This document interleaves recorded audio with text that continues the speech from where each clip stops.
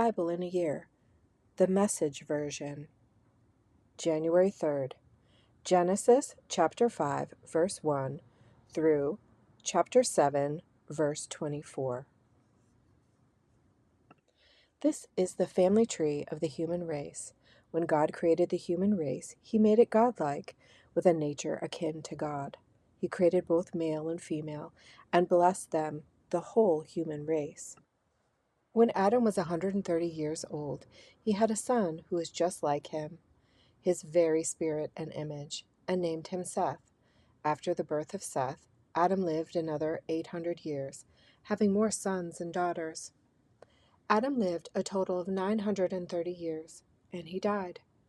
When Seth was 105 years old, he had Enosh. After Seth had Enosh, he lived another 807 years, having more sons and daughters. Seth lived a total of 912 years, and he died. When Enosh was 90 years old, he had Kenan. After he had Kenan, he lived another 815 years, having more sons and daughters. Enosh lived a total of 905 years, and he died. When Kenan was 70 years old, he had Mahalalel. After he had Mahalalel, he lived another 840 years, having more sons and daughters.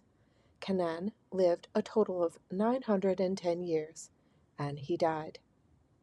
When Mahalalel was 65 years old, he had Jared. After he had Jared, he lived another 830 years, having more sons and daughters. Mahalalel lived a total of 895 years, and he died. When Jared was 162 years old, he had Enoch. After he had Enoch, he lived another 800 years, having more sons and daughters. Jared lived a total of 962 years, and he died. When Enoch was 65 years old, he had Methuselah. Enoch walked steadily with God. After he had Methuselah, he lived another 300 years, having more sons and daughters. Enoch lived a total of 365 years. Enoch walked steadily with God, and then one day he was simply gone. God took him. When Methuselah was 187 years old, he had Lamech. After he had Lamech, he lived another 782 years. Methuselah lived a total of 969 years, and he died. When Lamech was 182 years old, he had a son. He named him Noah, saying, "This one will give us a break from the hard work of farming the ground that God cursed." After Lamech had Noah, he lived another 595 years, having more sons and daughters. Lamech lived a total of 777 years, and he died. When Noah was 500 years old, he had Shem, Ham, Japheth. When the human race began to increase, with more and more daughters being born, the sons of God noticed that the daughters of men were beautiful. They looked them over and picked out wives for themselves. Then God said, "I'm not going to breathe life into men and women endlessly. Eventually, they're going to die. From now on, they can expect a lifespan of 120 years." This was back in the days, and also later, when there were giants in the land. The giants came from the union of sons of God and the daughters of men. These were the mighty men of ancient lore, the famous ones. God saw that human evil was out of control. People thought evil, imagined evil, evil, evil, evil, from morning to night. God was sorry that he had made the human race in the first place. It broke his heart. God said, "I'll get rid of my ruined creation, make a clean sweep. People, animals, snakes, and bugs, birds, the works. I'm sorry I made them." But Noah's different. God liked what he saw in Noah. This is the story of Noah. Noah was a good man, a man of integrity in his community. Noah walked with God. Noah had 3 sons, Shem, Ham, and Japheth. As far as God was concerned, the earth had become a sewer. There was violence everywhere. God took one look and saw how bad it was. Everyone corrupt and corrupting, life itself corrupt to the core. God said to Noah, "It's all over. It's the end of the human race. The violence is everywhere. I'm making a clean sweep. Build yourself a ship from teak wood. Make rooms in it. Coat it with pitch inside and out. Make it 450 feet long, 75 feet wide, and 45 feet high. Build a roof for it and put in a window 18 inches from the top. Put in a door on the side of the ship and make 3 decks, lower, middle, and upper. I'm going to bring a flood on the earth that will destroy everything alive under heaven. Total destruction. But I'm going to establish a covenant with you. You'll board the ship, and your sons, your wife, and your sons' wives will come on board with you.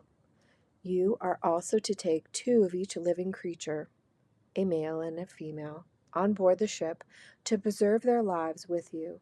2 of every species of bird, mammal, and reptile, 2 of everything, so as to preserve their lives along with yours. Also, get all the food you'll need and store it up for you and them." Noah did everything God commanded him to do. Next, God said to Noah, "Now board the ship, you and all your family. Out of everyone in this generation, you're the righteous one.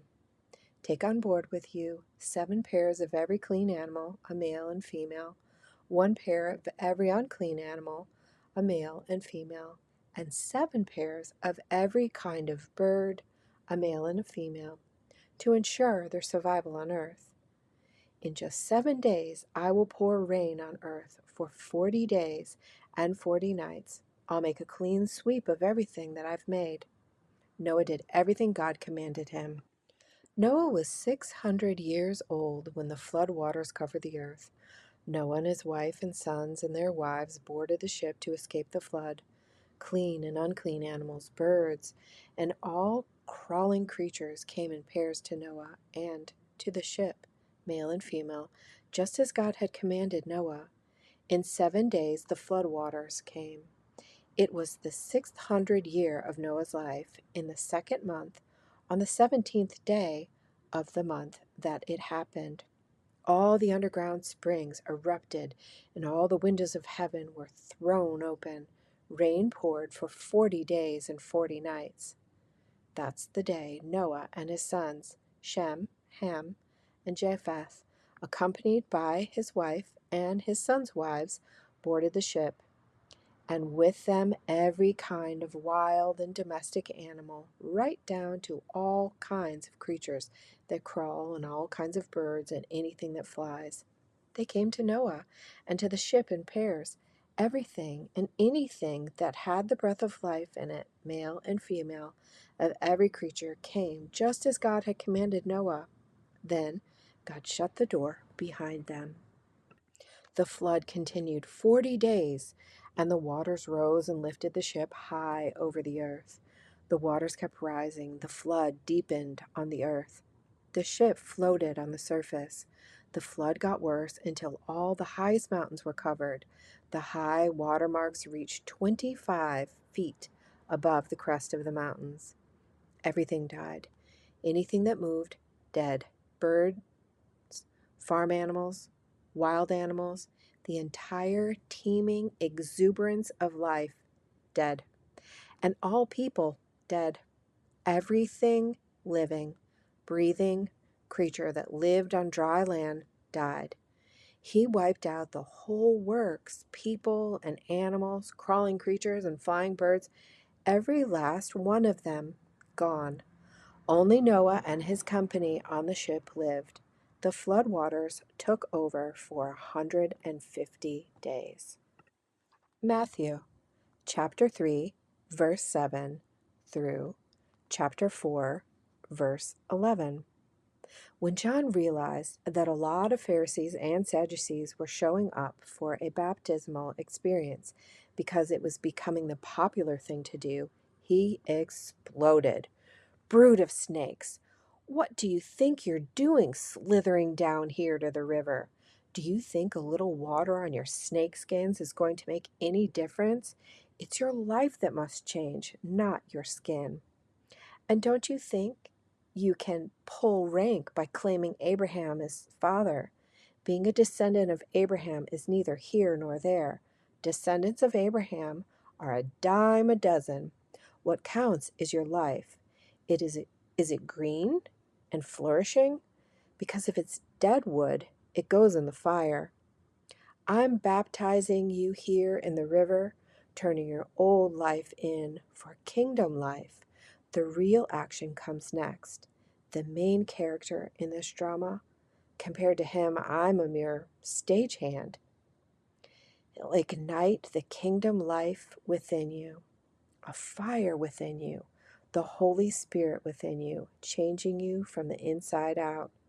He's going to clean house, make a clean sweep of your lives. He'll place everything true in its proper place before God. Everything false, he'll put out with the trash to be burned. Jesus then appeared, arriving at the Jordan River from Galilee.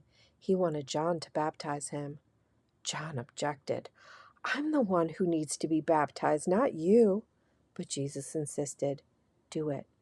God's work, putting things right all these centuries, is coming together right now in this baptism." So John did it. The moment Jesus came up out of the baptismal water, the skies opened up and he saw God's Spirit. It looked like a dove descending and landing on him. And along with the Spirit, a voice, "This is my Son, chosen and marked by my love, delight of my life." Next, Jesus was taken into the wild by the Spirit for the test. The devil was ready to give it. Jesus prepared for the test by fasting 40 days and 40 nights. That left him, of course, in a state of extreme hunger, which the devil took advantage of in the first test. "Since you are God's Son, speak the word that will turn these stones into loaves of bread." Jesus answered by quoting Deuteronomy. It takes more than bread to stay alive. It takes a steady stream of words from God's mouth. For the second test, the devil took him to the holy city. He sat him on top of the temple and said, "Since you are God's Son, jump." The devil goaded him by quoting Psalms 91. "He has placed you in the care of angels. They will catch you so that you won't so much as stub your toe on a stone." Jesus countered with another citation from Deuteronomy. "Don't you dare test the Lord your God." For the third test, the devil took him to the peak of a huge mountain. He gestured expansively, pointing out all the earth's kingdoms, how glorious they all were. Then he said, "They're yours, lock, stock, and barrel. Just go down on your knees and worship me, and they're yours." Jesus' refusal was curt. "Beat it, Satan." He backed his rebuke with a third quotation from Deuteronomy. "Worship the Lord your God and only him. Serve him with absolute single-heartedness." The test was over. The devil left, and in his place, angels. Angels came and took care of Jesus' needs. Psalm chapter 3, verse 1 through verse 8. A David psalm when he escaped for his life from Absalom, his son. God, look, enemies past counting, enemies sprouting like mushrooms, mobs of them all around me, roaring their mockery. Ha! No help for him from God. But you, God, shield me on all sides. You ground my feet. You lift my head high. With all my might, I shout up to you, God. His answers thunder from the holy mountain. I stretch myself out. I sleep. Then I'm up again, rested, tall and steady, fearless before the enemy mobs, coming at me from all sides. Up, God. My God, help me. Slap their faces. First this cheek, then the other. Your fist hard in their teeth. Real help comes from God. Your blessing clothes your people. Proverbs chapter 1, verse 20 through 24. Lady Wisdom goes out into the street and shouts. At the town center, she makes her speech. In the middle of the traffic, she takes her stand.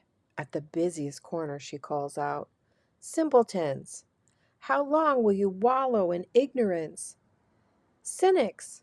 How long will you feed your cynicism? Idiots! How long will you refuse to learn? About face! I can revise your life. Look, I'm ready to pour out my spirit on you. I'm ready to tell you all I know. As it is, I've called, but you've turned a deaf ear. I've reached out to you, but you've ignored me. This was the reading for January 3rd.